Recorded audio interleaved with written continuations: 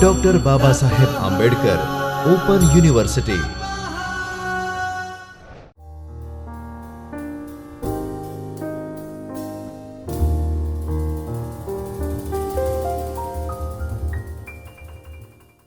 Hello friends, welcome to the Chaitanya Studio BBA e-lecture series of Baba Saheb Ambedkar University. In the last lecture, we have discussed block 1, unit 1, nature and importance of management, and in today's session, we will study the leftover portion of unit 1. So, today's objective, learning objective from this session will be the understanding various levels of management, understanding various skills of a manager, and also we will study various roles performed by a manager in the organizations. So, begin with the session. In this picture, we are just you can see that there are different level of management. So, why these kind of bifurcation prevails in the organization? So, basically these levels distinguish between or among various management levels in the organization. It begins from the top level, which is also called as administrative level, and the mid level executive level, and at the last it is lower level, which is also called as supervisory level, and first line managerial level. So, exactly what a manager has to do while at these levels, what functions they perform when they are at these level of positions in the organization. So, first at the top level manager's role is to determine objectives, policies. So, it is very strategic role of a manager that determine the overall policies and objectives of organization. They also provide guidance and direction to follow these policies to their subordinates, that is mid-level management. They also design basic and operating system of organization, and also they see the financial structure and operating structure of the organization, that what kind of finances can be made available within the organization and what kind of operating system need to have in the organization in order to achieve organizational goals. So, the broader perspective is seen by the top level authorities in the organization.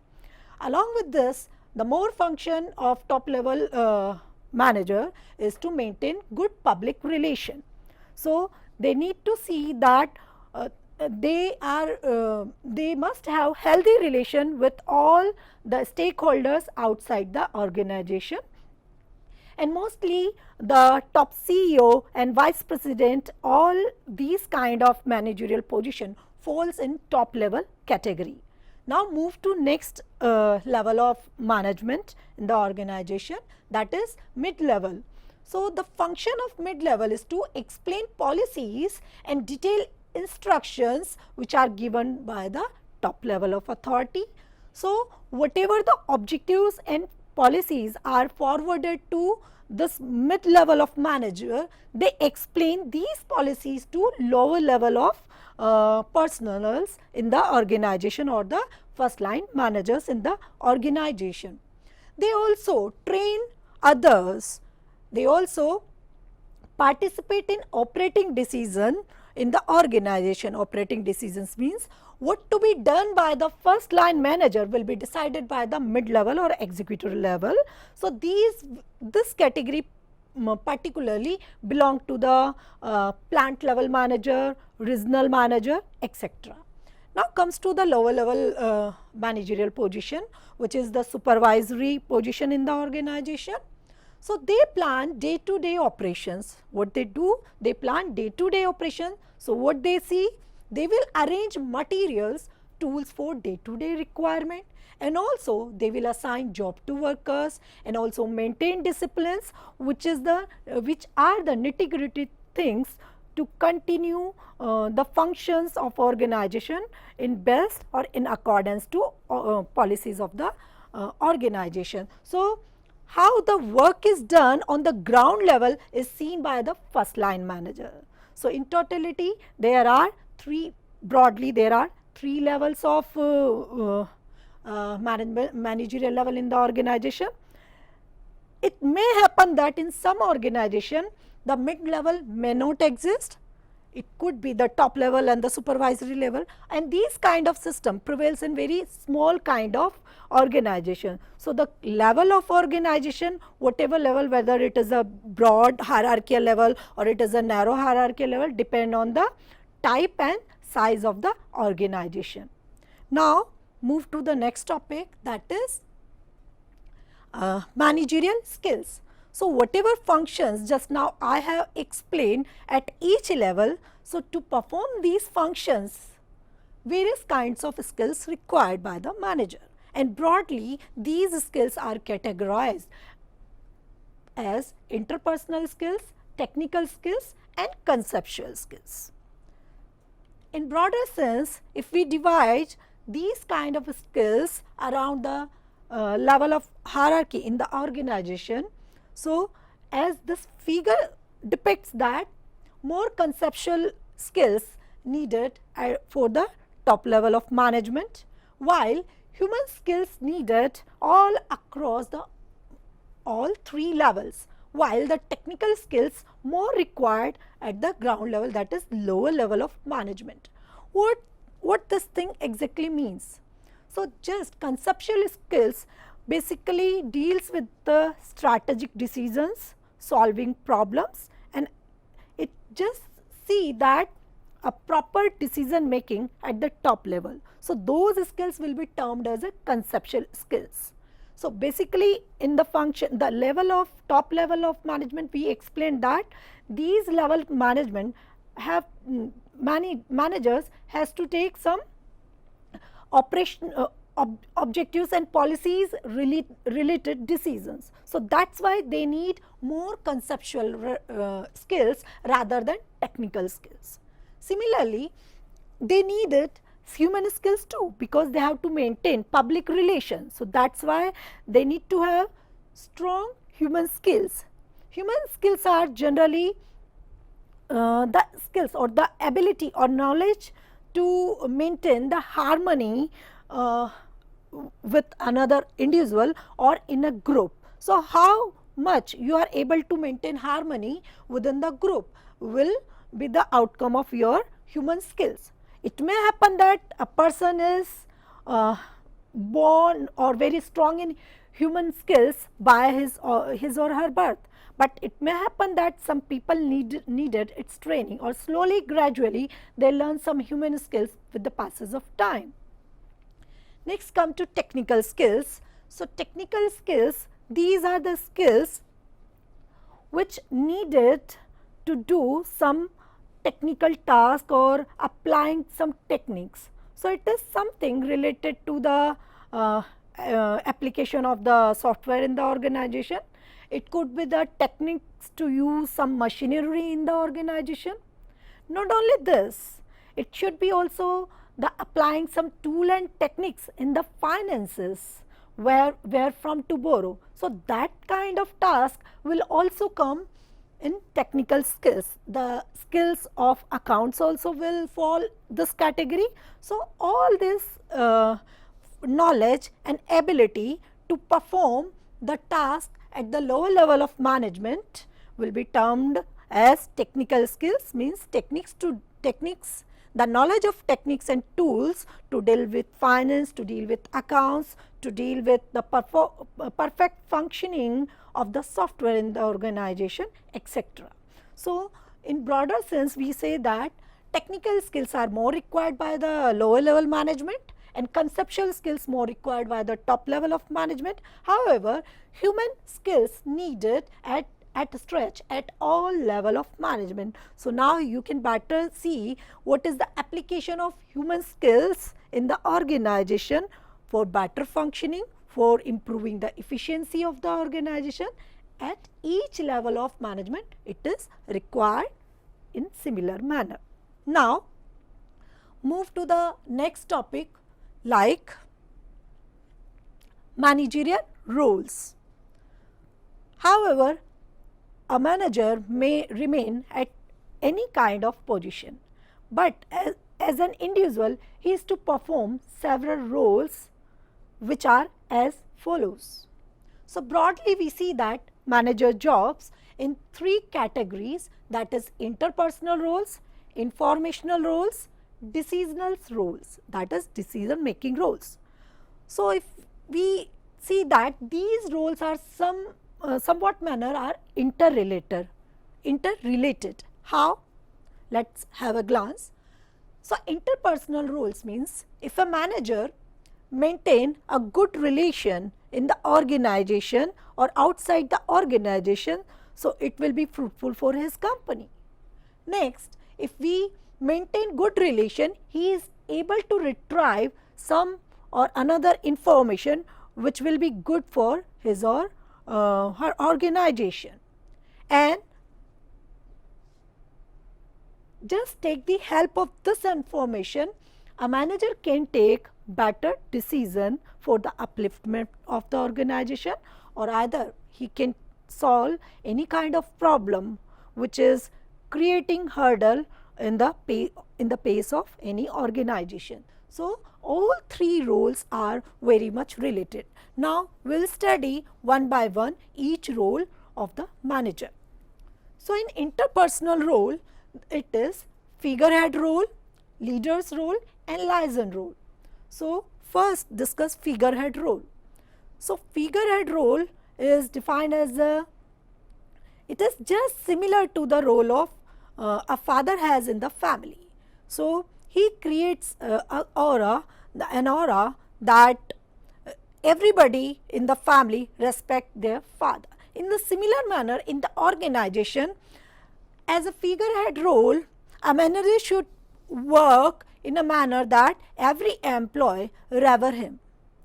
So, they do most of the duties, they abide by the rules themselves, and also one more thing in figurehead role, that a manager has to perform some other task like the attending the marriages of employee, like involving in social gatherings, inviting delegates for dinners. So, these kind of responsibilities also shouldered by the manager under the figurehead role. It is nowhere mentioned that he is to take care of these kind of responsibility, but being a figurehead role, he has to shoulder these kind of responsibility too in the organization. Come to the next role, leader role. So, a leader persuade or motivate their employee. He encourages constantly his employees so that they work in better manner. He is able to improve their productivity and efficiency by constantly encouraging and motivating them. Now come to third role, liaising. So, liaising is just creating networking within the organization and outside the organization. So, this liaising function should not be confused with the friendship word. It is not friendship at all, it is creating networking. Networking in the sense you keep in constant touch with the outside stakeholders like some government regulatory bodies, or it can be some eminent customers in the overseas. So, you need to keep in constant touch with these kind of bodies. It could be anyone else. So, in liaising, it is totally lie in the networking part, how a manager efficiently handling networking outside the organization. Now comes to the informational roles, which is monitoring role, disseminator role and spokesperson role. In monitoring role, a manager has to scan outside environment. So, what he does while he is scanning the outside environment, he is actually accessing the information which the general executive of the organization cannot get very easily. So, it is the duty of a manager just to collect the information in the prevailing environment, which usually do not exist. And how he can collect this information? By searching and researching in the environment. So based on these data, he passed the data in the organization, and later on it helped to the organization and their employee. Now comes to disseminator role. So in disseminator role, exactly whatever the information is collected by the monitoring role is disseminated or is passed on to employee within the organization. So they can take the use of this information for some critical decisions. So it is the passing this information to disseminate to their employees is termed as disseminator role. Disseminator role. So the third is spokesperson role. In spokesperson role, the manager generally speak about the performance of the organization to the outer environment stakeholders. He just exactly tell that what his organization is doing for corporate social responsibility, or what kind of profits his organization is able to fetch in current year. So this kind of announcement before media or before in any public audiences, this kind of role when any manager perform is called as spokesperson. So he is in spokesperson role, a manager represents on the behalf of his organization and just address audiences on the behalf of organization, just make them notice the milestone of the organization.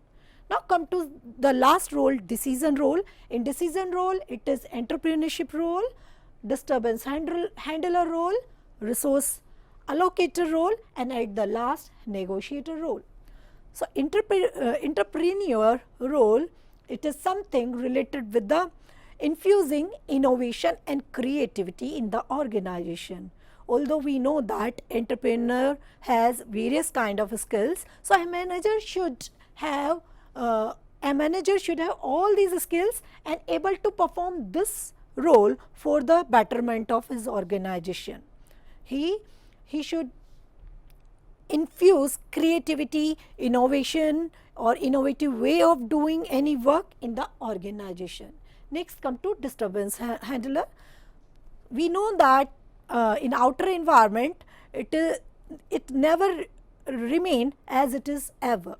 There are certain changes in the in outer environment, like some changes in the economic environment, some changes in the government policies, or maybe it can be the the cancellation of dealing with any supplier. So in these kind of roles, a manager take a stand and he just try to handle these all kind of disturbance prevail in front of him. So this disturbance handler make any manager to correct the problem which is before him. In resource allocator role, so it is exactly allocating the resources in appropriate manner, in optimum manner. It also includes that how you are taking the material, machinery for your organization. You are making all these kind of resources available to your organization and allocating these resources in best possible manner. It ultimately reduce the cost for the organization and also help ultimately in the profits of the organization. At the last, the role is of negotiator. So negotiator role is also very important for any manager. In this role, it is something bargaining kind of nature of a manager. So we can see that if any HR manager is recruiting people or taking interview of people, he must be able to negotiate for the salary with the any interviewee. So in this manner, ultimately, if he is able to negotiate in better manner with the interviewee, somewhere he is helping to the organization in cutting costs. So, in this manner it is the negotiator role. It is not only regard to HR manager, but applied to the marketing, finances and in accounts department too. So, this was all about the managerial role. Thus, the takeaway from the session, the unit 1 I will say, which I have covered in earlier session too. So, for unit 1 I have defined various definitions of management, and also I explained nature of the management, what kind of nature it is having. Next, I explained the various functions of management: planning, organizing, staffing, directing and controlling. And next to this, I explained the difference between the management and administration. Next to that, I just explained various level of management and skills required at each level of management. At the last, I discussed some managerial roles for a manager in the organization. So, this was all about the unit 1. Thank you. स्वाध्यायः परमः